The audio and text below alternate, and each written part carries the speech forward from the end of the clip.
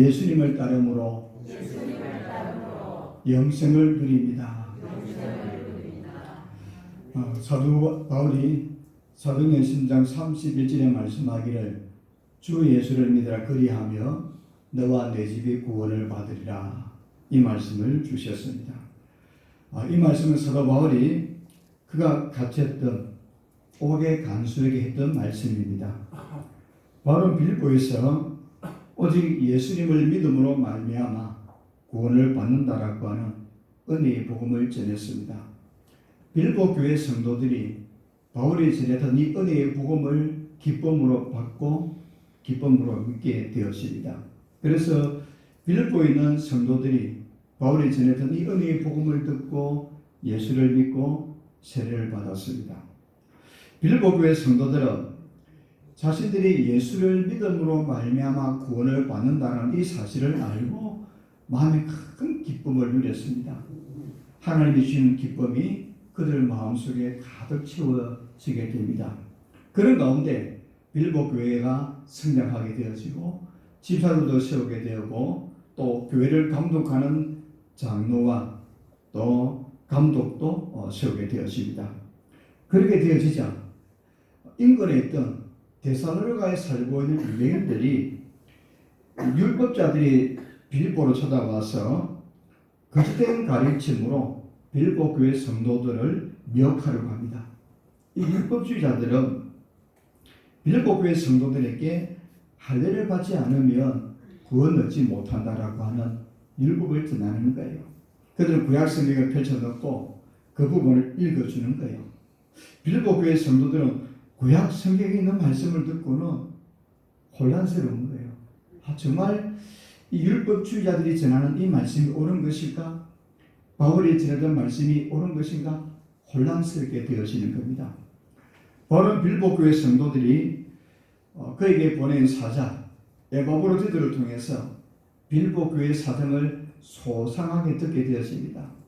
바울은 로마 감옥에 있으면서 이 빌립보 교회 성도들을 사랑하고 진심으로 잘되기를 바라는 마음으로 빌립보서를 기록하게 됩니다. 그리고는 에바브로디두가 병들어 죽게 되었다가 하나님의 긍휼로 말미암아 다시 살게 되어지자 에바브로디두를 빌립보 교회로 돌려보내면서 그 기록한 성경 빌립보서를 보내게 되었습니다. 바울은 이 빌립보 교회 성도들에게 빌립보서를 통해서 빌립보 교회에 보내는 편지를 통해서 이렇게 말씀합니다. 주 안에서 기뻐하라고 힘써서 나는 거예요. 주 안에서 기뻐하라, 이 말씀을 강조하는 겁니다. 그렇게 해야만 율법주의자들의 미혹에 빠지지 아니한다는 거예요. 뿐만 아니라 율법주의자의 가짓된 가르침에 율법주의자들을 멀리하고 그들을 상가하고 그들의 미혹을 받지 않도록 강하게 말씀을 전해주는 겁니다. 율법주의자들을 이렇게 말씀합니다. 그들은 마치 들깨와 같은 사람들이다 라고 하는 거예요. 들깨와 같이 빌립보 교회 성도들을 미혹해서 무너뜨리고 넘어뜨리고 하나님의 말씀을 떠나 살게 하려고 막 배고픈 들깨와 같이 산악에 달려든다라고 말씀하는 겁니다. 그리고 그들은 행악하는 자들이다라고 말씀합니다. 이 율법주의자들은 성도들을 혼란스럽게 하고 교회를 어지럽히는 자들이다 그러면서 멀리할 것을 말씀하고 율법주의자들이 전하는 것은 몸을 상하게 하는 것이다 라고 하는 거예요. 마치 바알 신자들이 바알 신이 자신들에게 임하지 않게 되자 자기 몸을 해치면서 자기 몸을 상하게 하면서 자기 신을 부르는 것처럼 몸을 상하게 하는 것이다 라고 말씀하면서 사도 바울은 율법주의자들을 멀리해야 된다고 말씀을 전해주고 있었습니다. 바울은 빌립보 교회 성도들은 율법주의자들과는 다르게 그들은 마음의 할례를 받은 사람이기에 너희들이 진실로 할례받아라고 전하는 거예요. 율법주의자들은 육체에는 할례를 행했지만 마음의 할례를 받지 못한 사람들이기 때문에 그들은 예수님과 전혀 상관이 없는 사람에게 멀리할 것을 말씀해 주고 있습니다. 그러면서 사도 바울은 오늘 본문을 통해서 자기 자신을 예로 들고 있는 거예요. 바울은 예수 믿기 이전에는 자신도 육체를 신뢰했는데 할례받은 육체를 자랑했는데 이제는 그 할례받은 육체를 신뢰하지 않고 자랑하지 아니한다는 거예요. 왜냐하면 그 할례받은 육체를 가지고는 구원받을 수 없기 때문에 바울은 그 일을 자기 자신을 이야기하면서 예를 들면서 빌보교회 성도들에게 율법주의자들이 전하는 할례는 소용없는 것이고 주 안에서 기뻐하고 다시 한번 기뻐하면서 오늘 주신 말씀처럼 제목처럼 예수를 따름으로 영생을 누리게 된다는 말씀을 우리에게 전해주고 있습니다. 오늘 본문의 말씀을 세대적으로 나누어서 하나씩 살펴보려고 합니다. 첫째로 바울은 육체를 신뢰하지 않았다라고 하는 겁니다. 사실 바울은 육체를 신뢰할 만한 사람이었습니다. 오늘 사진에 보니까 그래 나도 육체를 신뢰할 만하며 만일 누구든지 다른 이가 육체를 신뢰할 것이 있는 줄로 생각하면 나는 더욱 그러하니라 이렇게 말씀하는 거예요. 만약 율법주의자들이 전하는 것처럼 할례받은 것을 자랑한다면 나는 더더욱 자랑할 만한 것이 많다라고 말씀해 주는 겁니다. 오늘 이 본문 1절에 그 사진에 있는 말씀처럼 나도 육체를 신뢰할 만하며 이 말씀은 바울의 의도는 분명한 겁니다. 얼마든지 육체를 신뢰할 만하지만 자기 육체를 신뢰하지 않겠다라고 하는 단호한 의지를 오늘 본문을 통해서 사도 바울이 말씀해 주는 겁니다. 율법주의자들은 할례받은 것을 자랑했습니다. 자기 육체를 신뢰했습니다. 그러나 예수님 안에서 마음의 할례를 받은 빌립보 교회 성도들은 이 육체의 할례받은 것을 신뢰하지 아니했습니다. 빌립보 교회 성도들은 오직 예수님을 자랑하고 예수님만 신뢰하는 사람들이었습니다. 그래서 바울은 자신도 육체를 신뢰할 만한 사람이었다라고 하는 겁니다. 그렇지만 이제는 그 육체를 신뢰하지 않겠다라고 단호하게 말씀해 주고 있습니다. 사도 바울이 육체를 신뢰할 만한데 이 할례받은 것을 신뢰하지 않는 이유는 조건이 충분하지 않기 때문에 이런 것은 아니라고 하는 거예요. 조건을 따지자면 충분한 조건을 갖춘 사람이 사도 바울이지만 그는 분명히 육체를 신뢰하지 않겠다라고 말씀합니다. 오늘 사진에 보니까 이렇게 말씀하죠. 후반부에 만일 누구든지 다른 이가 육체를 신뢰할 만한 것이 있는 줄로 생각하며 나는 더욱 그러하니. 사실 바울은 어느 누구보다도 자랑할 것이 많은 사람이라고 하는 거예요. 그럼에도 불구하고 바울은 예수님 외에는 다른 어떤 것도 신뢰하지 않고 자랑하지 않았다라고 하는 거예요. 그가 받은 할례, 그가 가지고 있는 예수 믿기 이전의 육체를 자랑하지 않고 신뢰하지 않았다라고 하는 겁니다. 그 까닭이 무엇일까? 사실 바울은 예수 믿기 이전에는 그도 육체를 참 자랑했습니다. 얼마나 자랑하는 사람인지 모릅니다. 그러나 예수님을 알고 난 이후에는 오직 예수 그리스도를 믿음으로 말미암아 구원받는 사실을 안 이후부터는 그가 지난날 자랑했던 것, 의지했던 것, 신뢰했던 것 하나도 자랑스럽지 않다라고 하는 거예요. 이것이 바울이 육체를 신뢰하던 이유라고 말씀해 주고 있습니다. 바울은 이제는 육체를 신뢰하지 않고 오직 예수님만 신뢰하는 사람이다 라고 말씀해 주고 있습니다. 바울이 가진 의로움은 율법의 행위로 말미암는 것이 아니라고 하는 겁니다. 이제 바울이 가지고 있는 의로움은 오직 예수를 믿음으로 말미암아 주시는 하나님의 의로움, 하나님의 의라고 자랑해 주고 있습니다. 로마서 10장 3절에 이렇게 말씀하고 있습니다. 하나님의 의를 모르고 자기 의를 세우려고 힘써 하나님의 의에 복종하지 아니하였느니라. 사실 이 말씀은 바울 자신의 간증이기도 한 거예요. 바울이 예수 믿기 이전에는 하나님의 의를 모르고 자기 의를 힘써 세우고 하나님의 의에 복종하지 아니했다라고 하는 겁니다. 이 말씀은 율법주의자들을 가리키는 겁니다. 율법을 신뢰하는 사람, 육체 할례받은 것을 신뢰하는 사람들을 가리키는 말씀이에요. 이런 사람들은 하나님의 의를 모르고 자기를 드러내는 사람이라고 하는 거예요. 이 땅에 그런 사람들 참 많이 있습니다. 믿음으로 살면서 자기 의를 드러내고 자기를 자랑하고 자기를 높이려고 하는 사람들이 많이 있다라고 하는 거예요. 율법주의에 빠지면 하나님의 의를 모르고 자기 의를 드러내는 사람들이 많이 있음을 보게 되어집니다. 예수님은 누가복음 15장을 통해서 탕자의 비유, 또 다른 이름으로 잃어버린 아들의 비유를 통해서 첫째 아들과 둘째 아들을 통해서 우리가 어떤 사람이 되어야 되는가를 잘 말씀해 주고 있습니다. 첫째 아들은 육체를 신뢰하는 율법주의자였습니다. 자기 의를 내세웠습니다. 둘째 아들은 육체를 신뢰하지 아니하고 오직 아버지의 자비만을 구하는 사람이었습니다. 누가복음 15장 29절 30절에 보니까 이렇게 말씀합니다. 첫째 아들의 고백입니다. 내가 여러 해 아버지를 섬겨 맹을 어김이 없거늘 내게는 염소 새끼라도 주어 나와 벗으로 적게 하신 일이 없더니 아버지의 살림을 자녀들과 함께 삼켜버린 이 아들이 돌아오매 이를 위하여 살될 송아지를 잡았다라고 첫째 아들의 이야기입니다. 이 이야기 속에는 자기를 드러내는 것, 자기 의가 가득 채워져 있는 거예요. 말 율법주의자의 고백과 같은 겁니다. 둘째 아들은 이렇게 고백을 합니다. 누가복음 15장 21절에 아버지, 내가 하늘과 아버지께 죄를 지었사오니 지금부터는 아버지의 아들의 일컬음을 감당하지 못하겠나이다. 아버지의 처분만을 기다리는 거예요.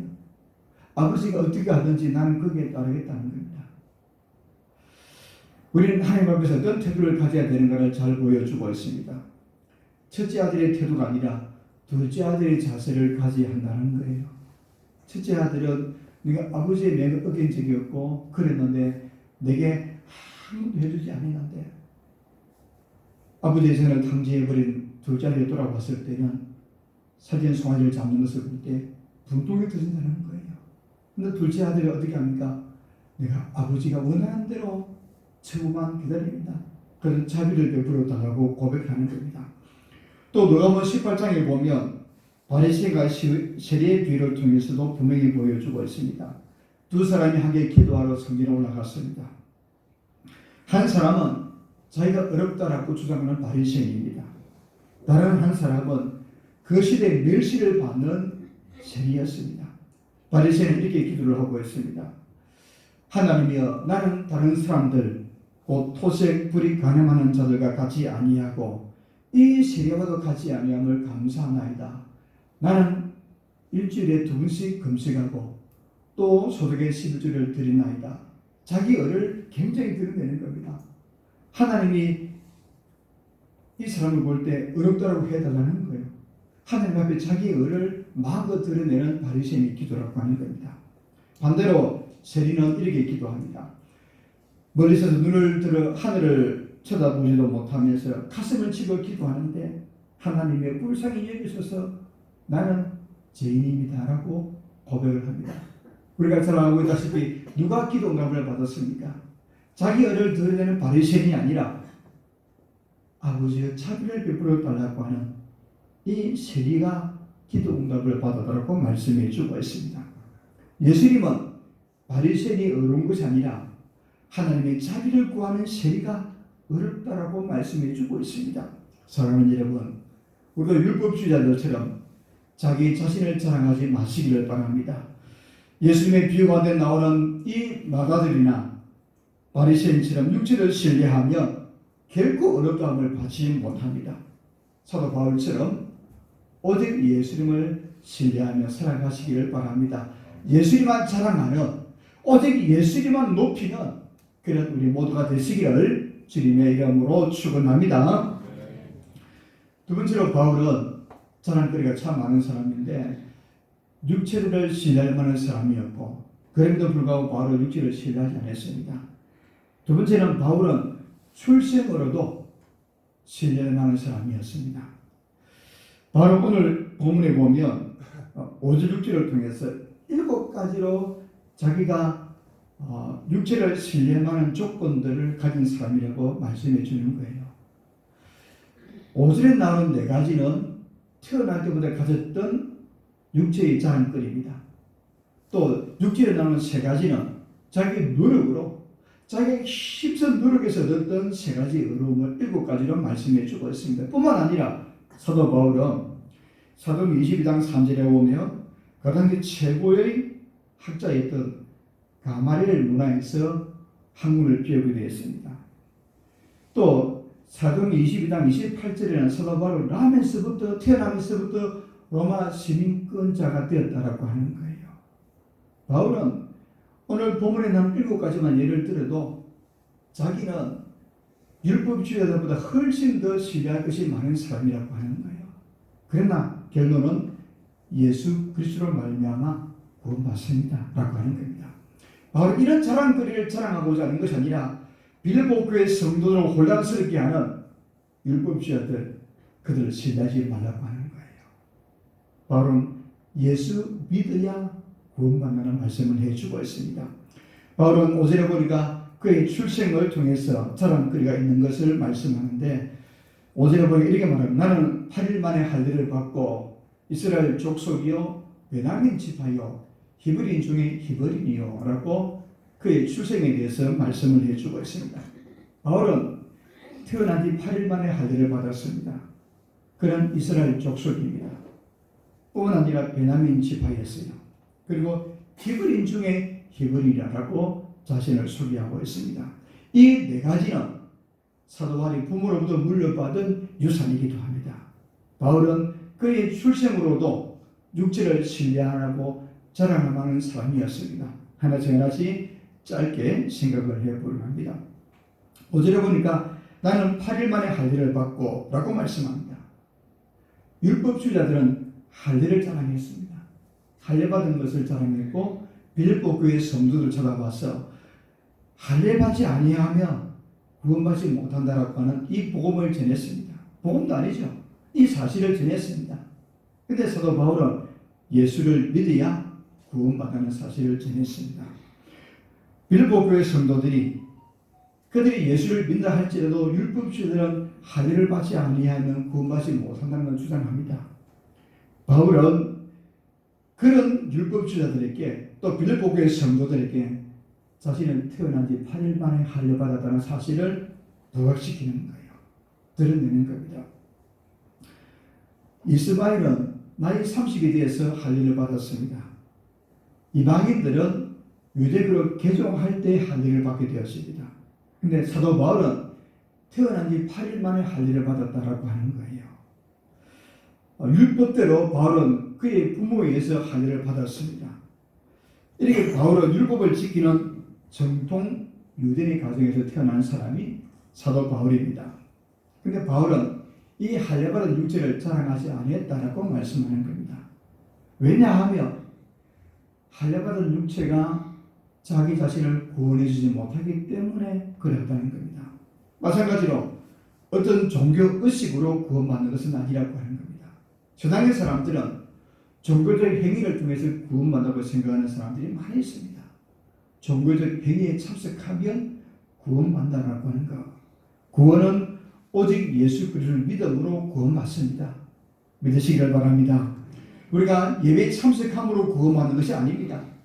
오직 예수 그리스도를 믿음으로 말미암아 구원받습니다.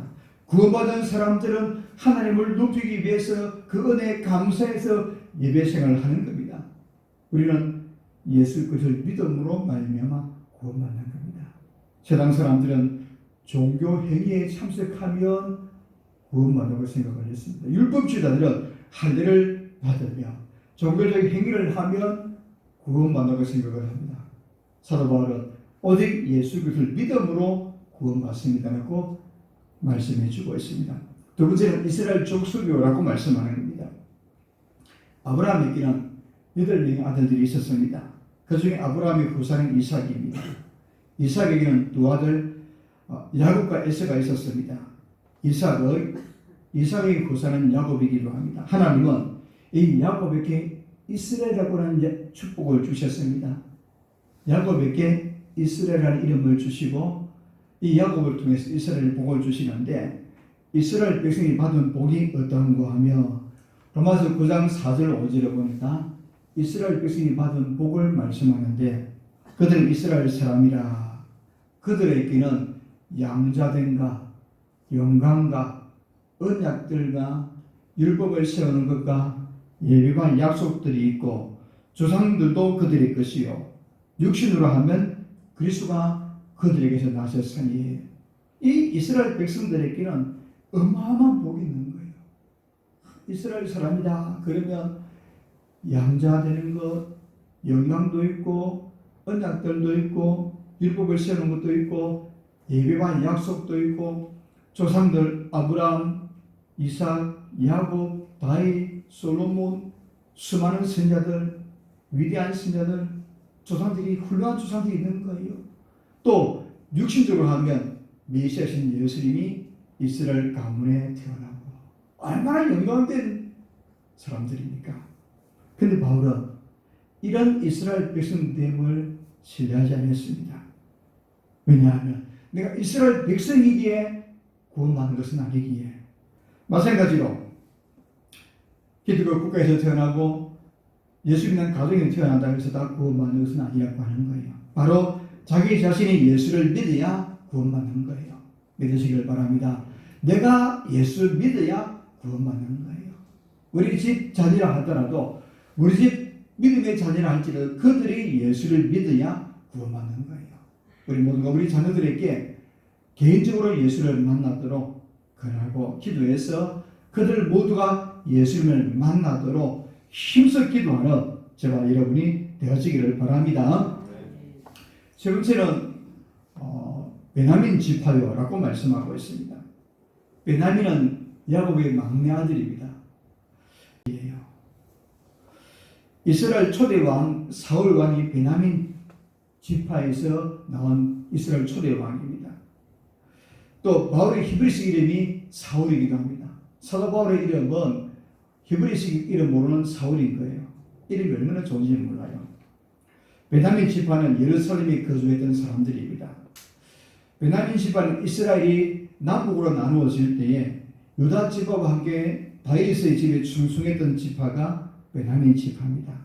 또 바사의 제상 하만의 업무를 통해서 이스라엘 족속이 타축이 되었을 때에 이 하만의 계교 앞에 이스라엘 구원한 사람이 모르드게인데 이 모르드게가 베냐민 지파의 사람인 거예요.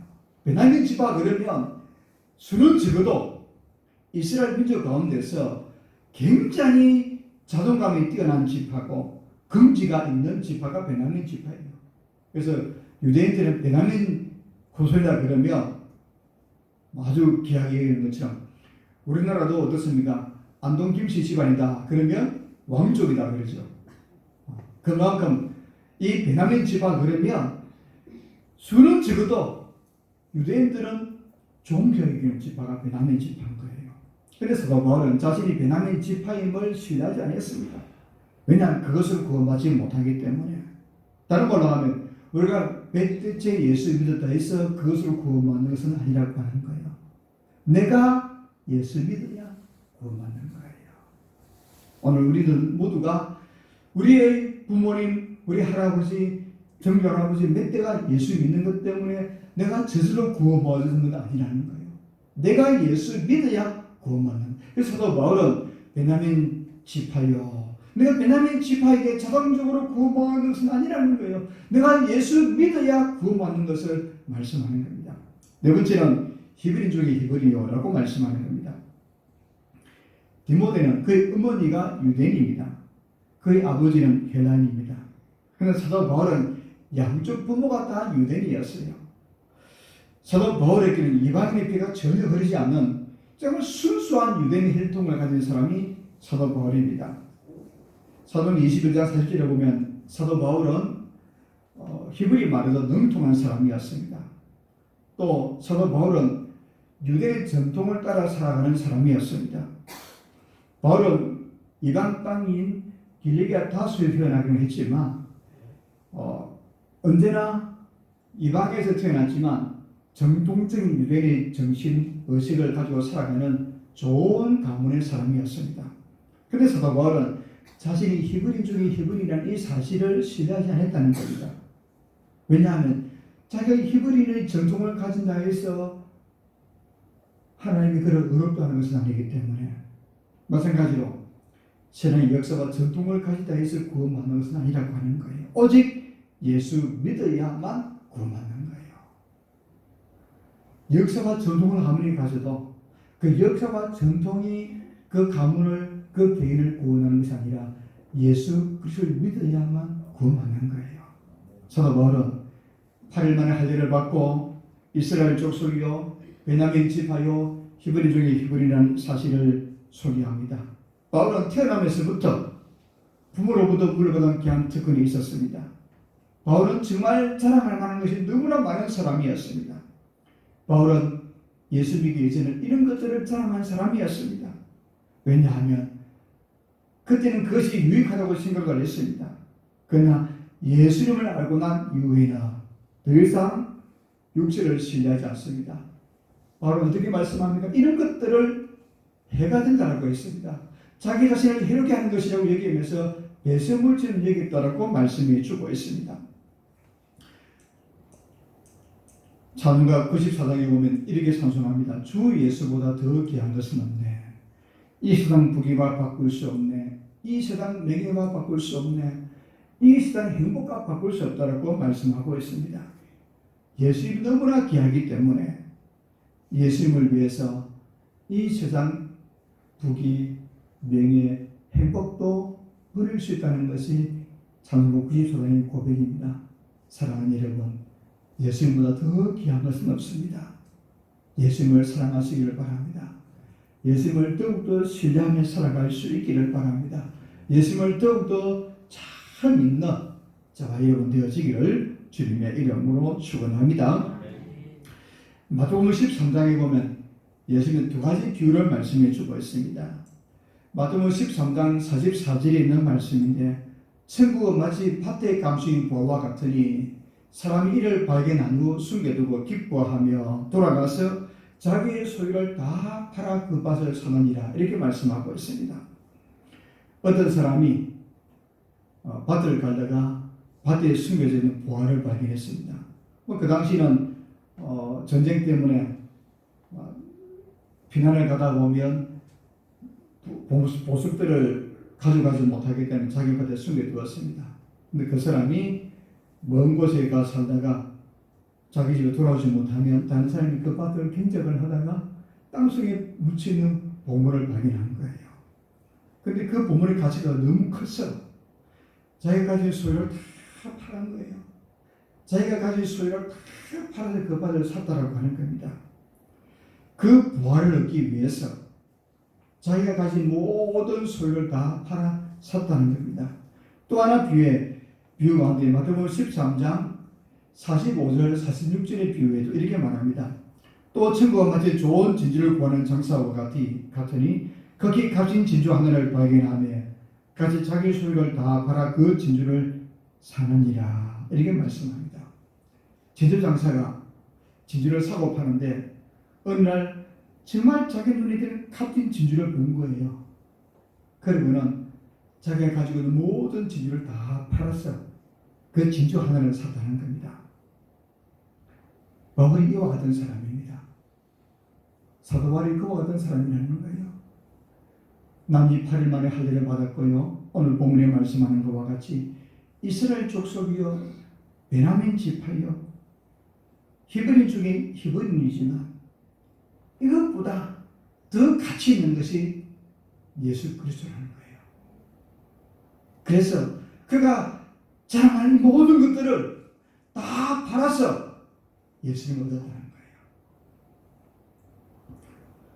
바울은 밭에 감추인 보화를 발견했습니다. 거기에 값진 진주를 발견했습니다. 자기가 발견한 이 값진 진주 보화를 얻기 위해서 자기 소유를 다 팔았습니다. 바로 예수님을 얻기 위해서 지금 자랑했던 육체를 다 버렸습니다. 예수님을 따르면 누구든 자기를 부인해야 된다고 주님이 말씀해 주셨습니다. 바울은 예수님의 말씀에 순종하며 육체를 신뢰하지 않았습니다. 우리가 가진 신앙의 자랑거리들을 신뢰하지 아니하고 오직 예수님을 바라보며 힘있게 예수님을 신뢰하며 끝까지 예수님을 잘 따르는 주님이 우리를 부르시는 그날까지 주님 다시 오시는 그날까지 주님을 잘 따라가는 저와 여러분 되어지기를 주님의 이름으로 축원합니다. 마지막 세 번째로 바울은 그의 노력으로도 육체를 신뢰할 만한 사람이었습니다. 결론은 그런 것들을 신뢰하지 않은 사람입니다. 그는 자신의 예를 들고 있는데 오늘 5절 끝부분에 보니까 율법으로는 바리새인이요 6절에는 열심으로는 교회를 박해하고 율법에 어루는 흠이 없는 자라. 이 세 가지는 바울이 개인적으로 노력해서 얻은 것입니다. 여기 보니까 율법으로는 열심으로는 율법에 어루는 이렇게 말씀합니다. 무엇으로 이 말씀은 그가 얻은 노력으로도 육체를 신뢰하는 사람이다 라고 하는 겁니다. 바울은 열심히 노력해서 자랑거리를 많이 얻었던 사람입니다. 이 세 가지를 우리가 또 짧게 생각을 해 보려고 합니다. 바울은 자신을 두고 율법으로는 바리새인이요라고 말씀하고 있습니다. 바리새인은 유대교의 종파 가운데서 가장 엄한 종파가 바리새인입니다. 가장 보수적이고 가장 유대교의 가장 정통적인 이 종파가 바리새인인데 바리새인은 성경에 기록한 율법을 다 지키려고 애를 쓰는 사람이고 뿐만 아니라 조선의 전통까지도 지키는 사람이 바리새인들입니다. 율법을 지키는 사람이고 조상 때부터 내려오던 전통들도 잘 지키는 사람. 철저한 신앙의 사람이라는 거예요. 바울은 바리새파 사람이라는 거예요. 정통적으로 아주 엄한 종파에서 신앙을 배우고 자라고 훈련하고 교육받은 사람이 바울이라는 겁니다. 바울은 바리새인의 아들로 태어났습니다. 뿐만 아니라 가당의 최고의 바리새파 율법 교사였던 가말리엘 문화에서 율법을 배운 사람입니다. 바울은 전혀 손색이 없는 조금도 부족함이 없는 완벽한 바리새인인 거예요. 율법에 대해서라면 철저하게 지키는 사람이 바울이라는 겁니다. 그런데 바울은 자신이 바리새파 사람이라는 것을 신뢰하지 않았다는 겁니다. 왜 그랬습니까? 그것으로 구원받지 못하기 때문에 그런 겁니다. 마찬가지로 우리가 속한 교단, 우리가 가지고 있는 직분 때문에 구원받는 것은 아닙니다. 어떻게 되겠습니까? 같이 합시다. 예수 믿어야 구원받습니다. 내가 받은 직분 때문에 구원받는 건 아닙니다. 내가 어느 교단에 속했다는 것 때문에 구원받는 건 아닙니다. 만약 사도 바울이 어느 종파에 속게 된다 그러면 바울처럼 자랑할 사람이 어디 있겠습니까? 태어나올 때부터 바리새인이고 자라면서 바리새인이고 또 바리새파 가운데서 가장 엄한 종파에서 가르침을 받은 사람이 사도 바울인데 바울은 그런 것들을 자랑하지 않고 오직 예수 믿어야 구원받음을 말씀해 주셨습니다. 또 열심으로는 교회를 박해하고 이렇게 말씀하고 있습니다. 사도행 8장 3절에 보면 사도 바울이 교회를 핍박하는데 각 집에 들어가서 남녀를 끌어다가 옥에 넘기니라 이렇게 말씀합니다.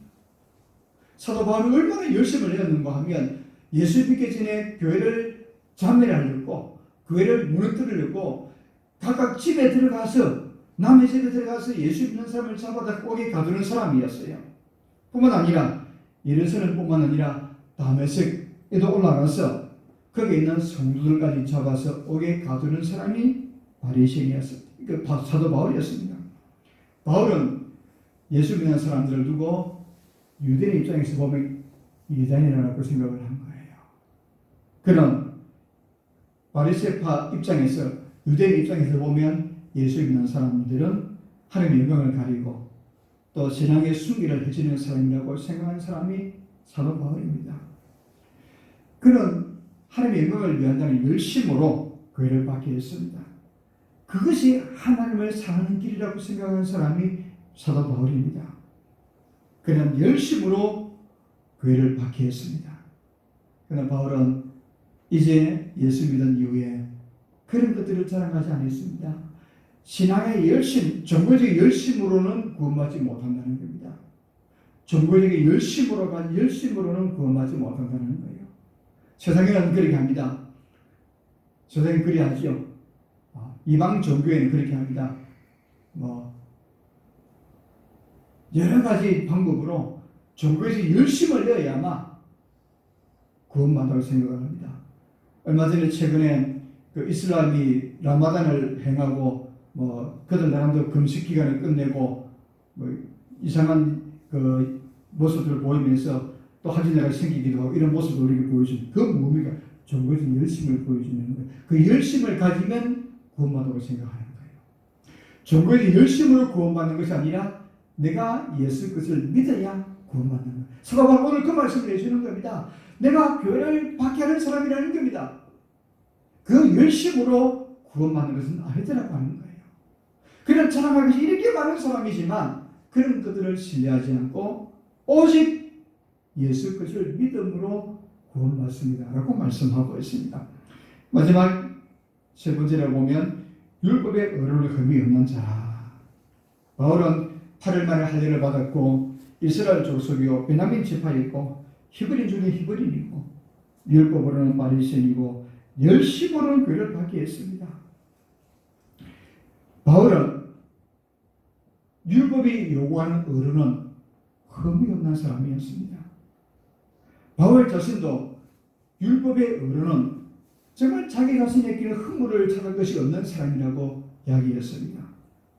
바울은 율법을 지키는 일에는 다른 사람이 따라오지 못할 정도로 율법을 잘 지키는 사람이었습니다. 모범적인 유대인이었습니다. 그러나 바울은 이 율법의 의를 자랑하지 않았습니다. 율법의 행위로 말미암아 구원받지 않기 때문에 이런 것들을 자랑하지 않았다는 겁니다. 마찬가지로 우리의 선행으로 구원받지 못합니다. 세상의 사람들은 선행을 많이 쌓아야 구원받는다라고 생각을 합니다. 선을 쌓으면 구원받는다고 생각을 합니다. 어떻게 구원받습니까? 오직 예수 그리스도를 믿어야만 구원받습니다. 아무리 선행을 쌓는다고 해서 구원받는 것은 아니라는 거예요. 오늘 바울이 우리에게 그렇게 말씀해 주고 있습니다. 율법의 의로는 흠이 없는 자라. 이것으로 구원받는 것은 아니라는 겁니다. 말씀을 맺겠습니다. 바울은 육체를 신뢰하는 사람이었습니다. 태어날 때부터 부모로 받은 것도 신뢰할 만한 것이었습니다. 자기 노력으로도 신뢰할 만한 사람이었습니다. 사도 바울은 육체를 신뢰하면 모든 조건을 다 갖춘 사람이었어요. 그러나 바울은 육체를 신뢰하지 않았습니다. 도리어 바울은 이 육체를 신뢰하는 것을 해를 여기고 배설물로 여겼습니다. 그는 예수님을 얻기 위해서 이 모든 것들을 버렸다라고 하는 겁니다.